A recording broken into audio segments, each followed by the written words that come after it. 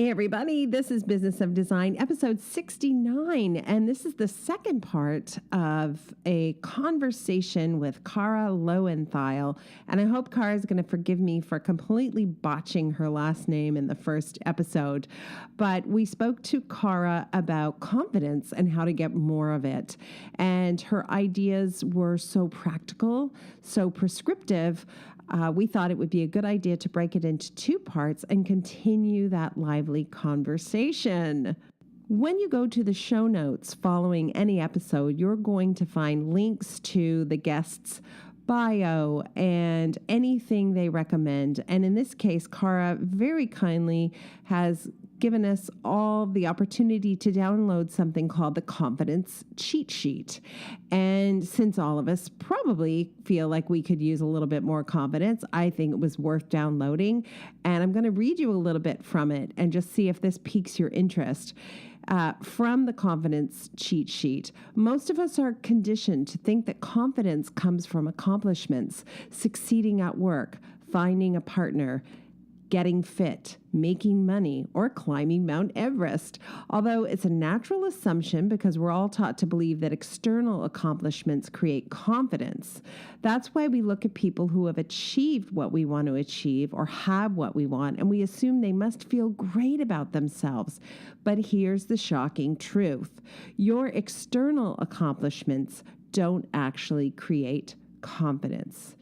That really resonates for me. How many times have I thought, as soon as I get this thing done or accomplished, I'm going to be on easy street. I'm going to be feeling great. And maybe the glow from that accomplishment lasts for a minute or an hour or even a few days. Eventually it fades.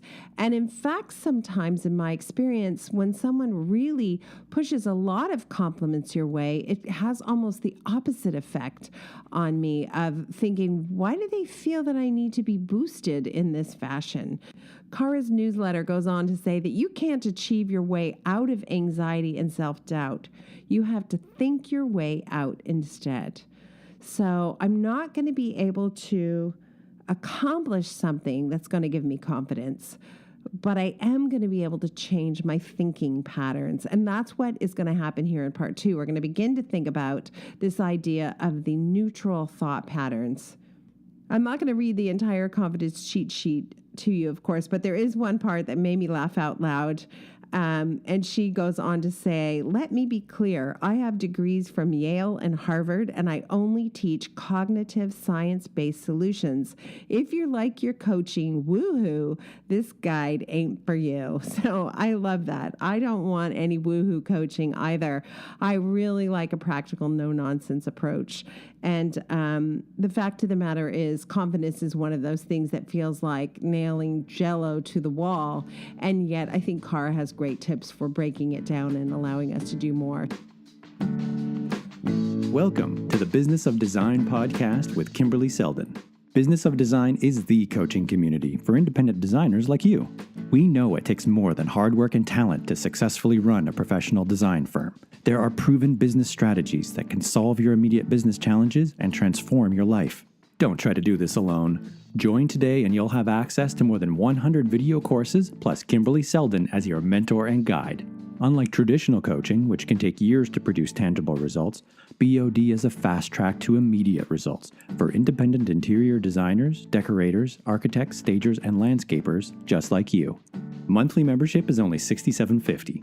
Annual members save 2 months and have access to Kimberley's contracts. What are you waiting for? We all know design matters. At Business of Design, we think designers matter too. The following podcast uses explicit language. I'm giving you that disclaimer because Kara's own podcast is called the Unfuck Your Brain podcast, and she gives straightforward, no-nonsense advice on the podcast, and that's how I first learned of Kara. Someone recommended her podcast to me. I'm a big fan, and we'll hear from Kara as soon as I complete the housekeeping announcements. Now, Cheryl is having a lovely day off and trusted me to go through a few things with all of you. And I carefully wrote those things down on a Post-it note, and I have no idea where they are. This is what I think Cheryl wanted me to remind you all of. The Palm Springs retreat coming up October 18th to 21st is sold out. If you'd like to be on the waiting list, it's possible that you would still get in, so do sign up for that. We will be finishing the itinerary for that trip over the next month, and it will be jam-packed with learnings as well as some fun architectural visits and surprises. So I'm looking forward to that. We are working hard to create a couple of meetups in various locations, one of them being Texas. I know Texas is a very big state. I have a great friend in Dallas. We have amazing members in Houston and Austin. It's possible we would go to all three cities, or it's possible we'll choose two and try to work it out in that way. So many of you have reached out to say, hey, I'm in Houston, or hey, I'm in Austin. Let's get together. So we're compiling a list. If you want to be part of that event, please let us hear from you. Cheryl@businessofdesign.com. Just tell us what city you're in. I know we're doing Melbourne in March, and I'm looking forward to that. And we have an event, a live event coming up on September 13th at SOFA, which is a trade-only resource in the Toronto GTA area. So look on the website to get more information about those. And I think I've taken up enough of your time. Let's hear from Kara. We're going to jump right into the conversation, and I'm going to introduce the topic of neutral thinking. I love this idea of practicing the neutral thoughts. Are there tips or tricks that you can give us when we're face-to-face with the clients and they've asked us a question and we have that sensation of being a deer in the headlights, and we're pretty sure you can see a bit of sweat forming on our upper lip? What do you do right then to get yourself back in the zone? Is there anything you can do right then? Yeah. So I think there's two things. There are, number one, this is again why you should practice ahead of time, because you just stop having that reaction. Mm-hmm. Right? I think people like don't believe me, but if you practice your thought work, you actually just stop getting freaked out in the moment. Right. Because you don't get that same fright response doesn't get triggered. It kind of depends on the question, but one of the things that I find most of my clients struggle with from any profession, if they are like smart, accomplished feminist women, is this idea that everyone else thinks, that's their thought, is that everyone else thinks that they're already supposed to know everything. Right? So they like never want to say, I don't know. Right. They never want to say, I have to get back to you, because they assume that everyone else is thinking, what a fucking dummy. How does she not know this? Right. Right. And so, like, for example, someone will say, how many pot lights do I need for this room? Or do you think we can fit in the extra, mini refrigerator down here below the cabinetry? And the truth is, I don't have any idea. I'm not an electrician. I'm not a plumber. Right. But I know who to ask. Right. And your problem is the thought, I should know this, or they expect me to know this. Right. You're the one who thinks that there's something wrong with you not knowing. Right. Whereas if you were totally confident, like if somebody asked me, can we fit in this mini fridge? I'd be like, the fuck do I know? Do I look like an electrician? Right? Because I don't care, because I'm a coach, but also because I don't tell myself I should know that. Right. Right. So it's really about, one of the thoughts I have people practice a lot in any profession is like, really great acts, doctors, lawyers, interior designers, whatever. There are great designers who don't know these questions off the top of their head. Right? Just like there are great doctors who have to look things up. Mm-hmm. It's like you put yourself in the company, or another thing to practice ahead of time also is to like think of a designer you really respect, whose business you like, admire, and then ask yourself, like, do you think she ever has to say, I don't know, let me talk to my plumber and I'll get back to you? Of course. Of course. Right? Of course she has to. Yeah. I mean, you don't make that mean anything negative about her when you imagine it. Right? So giving yourself examples and kind of having a go-to thought of like, one of the things I always tell my clients is like, people don't hire you because they think you should already know all the answer. They hire you to figure out the answer, right? I hire a designer because I don't want to figure out my own shelving or whatever, where the couch should come, whatever. It's not because I expect them to know off the top of their heads exactly what I can do. I'm hiring them to figure it out.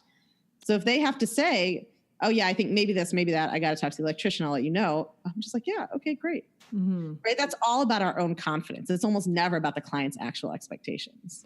Does that also mean that when we go out to set the value of what we're offering, the actual amount of money it's going to cost to hire us, we kind of shoot ourselves in the foot right from the beginning, don't we? Like when you say most female entrepreneurs are probably undercharging, doesn't matter if they're designers or lawyers or whatever. Yep. So what do you do about that? Like, how do you ever get the confidence to charge more for the work that you do? I know I just sound like a broken record, but it really is changing your thoughts is the only way you produce more self-confidence. I mean, there are, like that question I said earlier, think about what's the value to the person. Right. I like that exercise actually. That like one thing you could think is like, write that down, that at the end of this project, the client will have the following things done, which is great, but also will not have had to do the following 472 annoying, difficult, complicated tasks. Yeah, and making sure not to get bogged down in just like the hourly or the tasks, that's important. Like part of like when I come up with my pricing, part of it is to compensate me for my time, but part of it is also just what is this result worth? I mean, frankly, what I teach you is priceless. So whatever I charge you is really reasonable. Right. Like, but in the result worth? Yeah, and that's the same is true for a designer, right? Because it's not just the like hours and not talking to the electrician and not having to source your own cabinet pulls and not having to whatever. It's also coming home to a house that looks beautiful in a style you love, where you get to feel and experience a certain thing, right? Like so. The truth about pricing is that it's not a science, it's an art, right? And a lot of it is about confidence. You have to make sure you can deliver. Like I would never coach somebody to, sort of be like, well, my coaching is $20,000. I don't actually have any tools to teach you. Like you do have to be able to deliver. I'm not sure what you're going to get out of it, but yeah, I mean, I actually have not studied anything and I have nothing to teach you, right? Obviously, like there has to be some relationship to the value, but I think maybe it's partly because my father is a rare book dealer and a rare photography dealer. He's an antiquarian. And so even though I never thought about myself as an entrepreneur, I heard his thinking about value and stuff as I was growing up. And in his business, it's not like going to the store and being like, okay, well, there's 12 bands of silver polish and they cost anywhere between $3 and $14 and that's the market, right? It's like he acquires objects of high value, of which there are very few. And it's about explaining to a client why this is an important book. Why should you own it if you are making this collection, if this is important to you, right? It's a story about value. Right. And that is really, people buy and people hire from an emotional connection and the belief that you are going to make their life easier, provide some outcome or value or result they want, right? Depending on what you're selling. So I mean, building your confidence through thoughts is important, but my number one tip for thinking about selling is stop making it have anything to do with you. Okay. It's not a referendum on you. It's not about your value. It's not about your education or your hours of work. None of that. It's about what is the value for the client? What do they get out of it? What are they willing to pay for that? And if they say yes, great. And if they say no, it doesn't mean there's anything wrong with you. It doesn't mean there's anything wrong with your pricing. Sometimes I have potential clients who come to me and then after we do a consult call, they want to talk to a current client. And I've noticed invariably, those are people who have already decided that they really don't want to hire me. Because when I hear back from my current clients about what the questions they've asked, they're asking these wild questions that are like, what's the worst part of this program? What's the they're trying to justify their reason for not hiring you. Their mindset is already in that they don't want, right? And it has nothing to do with me or how I sold them or anything else. That's where they are already, right? So it's like when the best selling advice I can give is just like, stop making it about you on any level. Right. Right. It's about what can you give this client that they need, right? And if they don't want it, it's not because there's something wrong with you or what you offer or your pricing. Right. They're just not the right person. They just don't think it's worth that to them, and that's okay. Right. And let them go and find the person who's right for you. People get so discouraged by the no's. Yeah. And even I get into little mental tantrums sometimes when I've gotten a bunch of no's in a row. It's part of it. But if you made one offer a day for the next 5 years, you'd have so much business. But that's not what happens, right? People make 2 or 3. They don't get a yes, and then they stop for 6 months, and then they make one more. Okay, so then there's that. Most designers, and I think you mentioned you have currently a coaching client who's a designer. Yeah, I have a couple of clients. And sometimes the phone rings and the client comes right to you in a neat little box with a bow on top, and that's great. What happens when the client doesn't come to you in a neat little box with a bow on top? How do you how do you get the skills to go out and find that customer? Is that a confidence question too? Yeah, I think that's confidence also. I also teach a tool called Massive Action, which is one of my favorite tools for anyone, but especially entrepreneurs. So Massive Action is really simple, and it's simple to explain. It's hard to do, which is you just keep taking action until you have the result you want. Most of us are like, I'll try 3 times. I tried 5 times. Haven't I tried enough yet? How much do I have to try? I had a client once send me her business plan and be like, so how do I know when I give up on this? I'm like, that's where most of us mentally are, right? It's like, I'll try some. I'm going to give it a good try. Right. But if it doesn't work in 5 tries or 10 tries, then I'm going to stop. Haven't I tried enough? We get so self-pitying, right? 5 tries or 10 tries. I'm like, I called him. He didn't call me back. It's over. Right. He's dead to but me. Massive Action is like, it takes away all that negotiation with yourself about how hard should you have to try, all that self-pity. It's just like, do you have the result you want? If not, you need to take more action. So with my client who's a designer, that meant like, this is why people hire a coach, is to make them do this. It was like, come up with, okay, how else are we going to get the word out? Right? What else are you going to do? And then she had to come up with like, well, I could email these kinds of people, or I could reach out to those kinds of people, or I could look for other professions where people might need a designer. I could you just have to keep taking action till you have the result you want. And if you don't have it, then you just have to think of the next thing to do. Right. And really buy into that. It takes away a lot of we spend a lot of time, we waste a lot of time debating with ourselves about whether we should have to do more, right. Basically. Right. No, for sure. I love having this conversation because my default position is I don't want to bother them. I'm sure they probably already have a designer. If I ask for the job, then it looks like I don't have enough work, and that means I'm a loser. Oh my God. Yeah. People get so stuck in that one, which is such a career, such a business killer. Can you imagine? Here's what happens when I stop telling people about how they can work with me. Nobody hires me. Right. Right. Here's what happens when I tell people they can work with me. They hire me. Right. People have this is a problem a lot of entrepreneurs have, especially women, is I have a coach friend who's run her whole business like this. She makes some money, but not a ton, which is she doesn't tell anybody that they can work with her. If they track down her website and figure it out, because on the end of my podcast, every episode, I'm like, here's what to do if you want to work with me. Yeah. Right. Because it's not about me. Right. That's the whole thing. When you're I don't want to bother them. What if they desperately need a designer? Right. What if they need you? They need help. Their house is a shambles. They hate it. They spent all this money on buying a new place and now it's a mess. They're sad every day when they go home. Right. What if they need you? Yeah. Right. Oh Any kind of service. It's amazing to hear that other people struggle with it. That's so cool. Yeah. I want to ask you before we wrap up. Yeah. What are the comparisons or the where are areas that lawyers and designers have in common? Because we both, sell our expertise in increments of time. But where are some other crossovers, I wonder? Yeah, that's a good question. I don't know if I've thought about it that way in particular. I do think that one of the big places people get stuck in pricing is thinking about their hour by time. It's very difficult to scale a business to a certain point if you are selling your time by the hour, which is why lawyers in the scheme of the world of wealthy people don't make that much money, because eventually you tap out at how much you can charge a person per hour. Right. Right. And coaches have this problem too. I don't charge by hour. I charge by program. There's a program you can do with me and this is how much it costs. This is the result you get. That's what you're paying for, the result, not my hours of time. Right. So I do think that probably for designers too. And of course, everybody's immediate response is well, that's not how the industry works.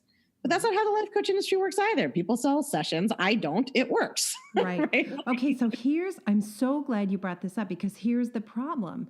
I get that if you are only selling your hours or expertise in increments of time, there's a limited amount that you can sell. So it sounds like a dream that if I switch to a flat fee program, I will be able to earn more money. But what 99.9% of designers do is they switch to a flat fee and then they undercharge like there's some kind of reward in heaven for being broke. Right? So they go like, well, I don't charge. Solve your thoughts. That's the problem. Okay. You gotta thoughts also. But you get what I'm saying, right? Because you could go and then it's a race to the bottom. Like, I really want this job. I know I should charge $25,000 for the value I'm going to provide these clients, but I'm afraid so-and-so is going to charge $10,000. So I'm going to charge $6,000 to make sure I get the job. Okay, this is so important though. When you're thinking that way, you think, not you, but like one in general, one is thinking that way. One thinks that one is just reflecting a true reality about how everybody wants the cheapest thing. One is not. One is projecting one's own thoughts about money and scarcity. There are absolutely people in the world who would never hire a designer for $6,000 because they're like, how good can this person be? It's $6,000. Right. Just like a car. They're not going to buy a Toyota Camry. They want a Range Rover. No matter what I have charged for my coaching, there have been people who said it was too expensive and people probably who said who were like, oh, she can't be that good. Because it doesn't have to do with me. It has to do with them and their money mindset. And I will tell you this, because coaches get stuck a lot in this also on the like, oh, it's the price. I launched a program a few months ago and I did, let's say like 100 consultation calls for it. And so like 50 people didn't sign up.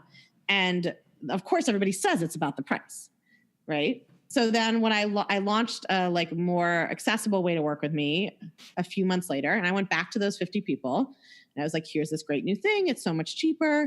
One of them signed up. Right. It's not about the price. No. When you tell yourself it's about the price, it's because in your head, it's about the price. It's about you and how you're thinking about money. It is not an accurate reflection of why other people aren't buying. Other people don't buy because they don't see the value. And sometimes that's because you haven't communicated it. And sometimes it's because they just don't care about the thing. Right. Or they care about it this much, but not that much. Like I have people say to me like, what, it's going to cost me that much to feel better? And I'm like, yeah, if you don't care that much about feeling better, okay, that's up to you. You know, it's like not about me. You're just not my client. Oh, I love right. that. I just got to talk to some other people. Yeah. I absolutely 100% know exactly what you're talking about. I just want everybody listening to be aware that just because you switch to a flat fee doesn't mean you suddenly have money if you're not really. You have to charge the amount, right? Yeah. Yeah, you got to do the thought work. It doesn't matter. That's true with hourly also. There are coaches out there charging $25 an hour. I don't compete with them on price. I don't try to. Right. What you get for $25 an hour is not what I give you. Right. I don't thank you. I don't want that kind of advice. I kind of think like, would you go to a plastic surgeon who's a fraction of the cost of the other guys? You know, no, because I've seen some bad results out there. I actually fantasize about going to the world's most expensive plastic surgeon, but I haven't done it yet. Right.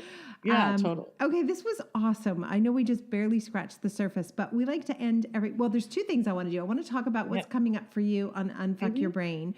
Do you have a program that people can jump into right now? What do you have that people could actively get involved in with you? And if they want to hire you as a coach, how does that work? Yeah. So the easiest way to do that is just to go to my website is, I like to say it's Unfuck Your Brain, but spelled politely. We take out the second U. So it's unfckyourbrain.com. And if you go to my website and you can learn about me there. You can find the podcast and there's also a program link. So you can see there's a couple of different ways to work with me, but the way I do things is the first thing you do is fill out an application and then we have a conversation. Okay. So that's the kind of way to proceed is just to go to unfckyourbrain.com and then you can fill out an application on my website. Okay, very cool. And do you ever do events or seminars or online training that people can jump in on? Because that sounds like something fun the Business of Design community might love to do. Yeah, I actually think what your people should really probably do is go to Unfuck Your Brain without the U, unfckyourbrain.com/cheat sheet. And there's a free confidence guide that you can download. It's got 3 different exercises to work on changing your thoughts to produce more confidence. So they're like very concrete and actual exercises I use with my clients that you can do on your own.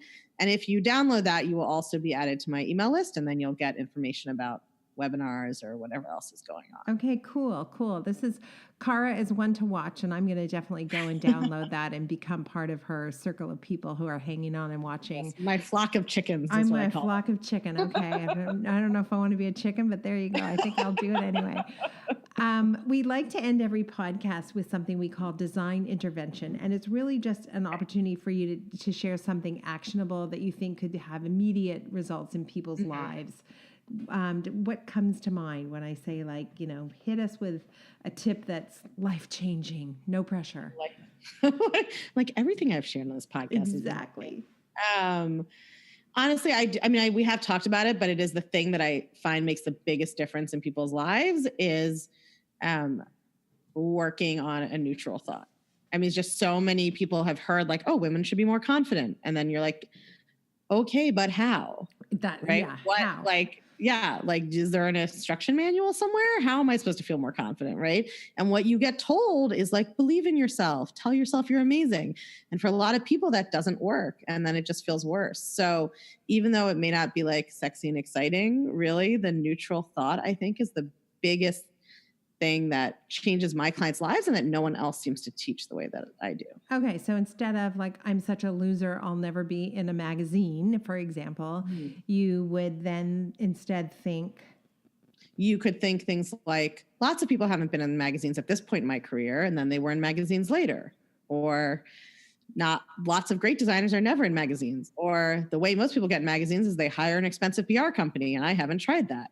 Right? There's a lot of different kind of you're not going straight to I'll be in the middle of the major magazine in 5 years. You don't believe that. You take the charge out of it. You take the electric charge of I'm a loser. Of what you're making it mean about yourself. Yeah, exactly. Okay. I don't know if this is helpful at all, but I have something that helps me stop negative self-talk, which generally for me is not around work. It's usually my hair or the size of my ass. That's where I really can go to negative self-talk. And if I won't say it about my daughter or my son, then I'm not allowed to say it. So for example, if I say, you look like a bag lady today, I cannot imagine saying to my daughter, Raleigh, you look like a bag lady today. So that kind of stops me short of that negative self-talk, which is so damaging. Yeah, I think damaging. A really good body one I use for any kind of appearance thing is just, that's a human blank. So if you're like, my ass is too big, I like to tell people just practice thinking that's a human ass. Right? Okay, I know my stomach is disgusting. That's a human stomach. I have a human stomach. Okay. Right? Neutral, but it really diffuses it. And then over time, your body gets more accustomed to it. You stop rejecting this part of yourself, then you'll work your way up to positive thoughts. Okay, I love that. And by the way, Kara has great hair. I'm just saying. My hair is perfectly We both have human hair. We both have human I have human hair. Kara has amazing human hair. Damn. So awesome to finally meet you. All right, everybody. My pleasure. Definitely check out Unfuck Your Brain and Kara Loewentheil. All right. Thank you very much. I really appreciated that. It's been my pleasure. Thank you for being part of the Business of Design community.